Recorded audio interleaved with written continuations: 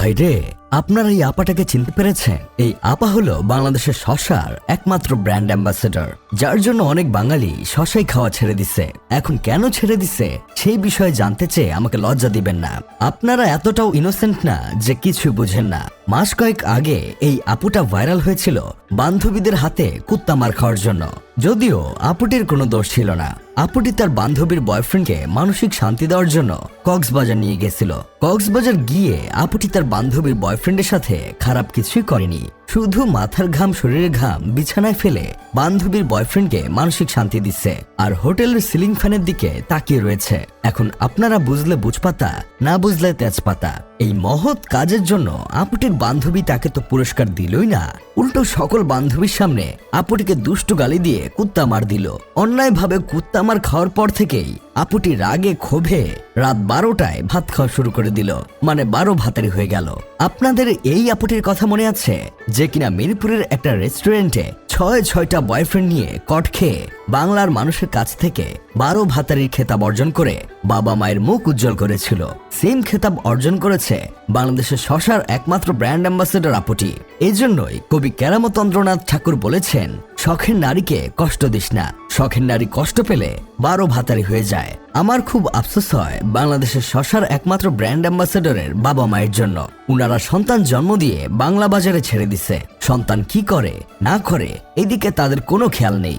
সেদিন ঝড় বৃষ্টির রাতে যদি ফার্মেসিটা খোলা থাকতো তাহলে বাংলার মানুষের হয়তো এই দিন দেখা লাগতো না।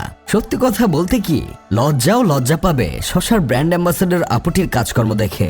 লিঙ্ক ভাইরাল হয়েছে, কোথায় একটু চুপচাপ থাকবে তা না, উল্টো ফেসবুকে এসে বলে আমাকে যে পাবে সে মধু পাবে, মধু। আমি একদম রসমলাই। বলছিলাম কি আপামনি, লজ্জা শরম বিক্রি করে অনেক আগেই কটকটি ভাজা খেয়ে ফেলছেন সেটা জানি, কিন্তু কবে থেকে নিজেকে রসমলাই ভাবা শুরু করছেন সেটা তো জানতাম না। আপনার বেহায়াপনা দেখে মাঝে মধ্যে ইচ্ছে হয় আমাদের এলাকার কুত্তাগুলোকে আপনার পিছনে লেলিয়ে দেই। কুত্তাগুলো যখন তাদের ডিভাইস আপনার নিতম্বে কানেক্ট করবে তখন আপনার ভিতরে জমাকৃত মধুর রস সব একসাথে বের হয়ে যাবে।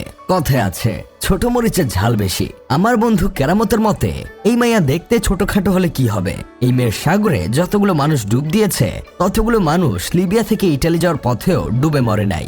অনেক ছেলেরাই আছে যারা বুঝতে পারে না তাদের গার্লফ্রেন্ড 12 ভাতারি মানে 12 প্রো ম্যাক্স কিনা। তাদের সুবিধার জন্য বলছে, স্টেপ নাম্বার 1, আপনি ফোন দিলেই যদি আপনার গার্লফ্রেন্ড বলে ফোন দিও না রাতে, আব্বু পাশে থাকে, ভাইয়া বারান্দাতে, কথা বলতে পারবো না, তাহলেই বুঝে নিবেন ডালমে কুচ কালা হ্যাঁ, আপনার গার্লফ্রেন্ড 12 প্রো ম্যাক্স। কয়েকদিন পর আপনার বন্ধুই আপনাকে ফোন করে বলবে আপনার গার্লফ্রেন্ড অন্য কারোর সাথে কফি খাচ্ছে।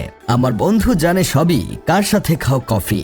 স্টেপ নাম্বার 2, আপনার গার্লফ্রেন্ড যদি সপ্তাহে 5 দিনেই বলে আজ রাতে আমার ফোন কাজিনের কাছে থাকবে, ফোন ব্যস্ত পেলে কিছু মনে করো না, এইখানেও সমস্যা আছে। আপনার গার্লফ্রেন্ড অন্য জনকে সময় দিবে, তার মানে সে 12 প্রো ম্যাক্স। স্টেপ নাম্বার 3, আজ ফোনে চার্জ নেই আর বাসায় কারেন্টও নেই, ফোন অফ থাকবে।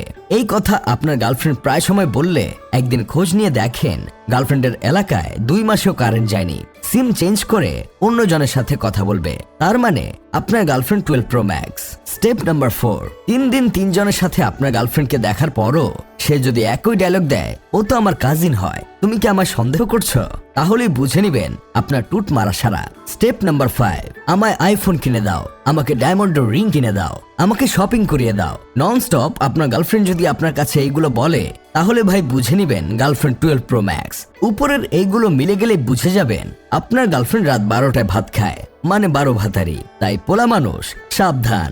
যাই হোক, শেষমেশ আমি গোলাম হোসেন একটা কাজের কথা কই। অনেক ছেলেরাই আছে যারা কিনা শশার ব্র্যান্ড অ্যাম্বাসেডর আপুটির নদীতে নৌকা চালাতে চায়। তাদের উদ্দেশ্যে বলছি, ভাইরে তুমি যে নদীতে নৌকা চালাতে চাইছো সেই নদীতে অনেক আগেই টাইটানিক ডুবে গেছে। তুমি ছোটখাটো নৌকা চালাতে গেলে কুল কিনারা খুঁজে পাবে না।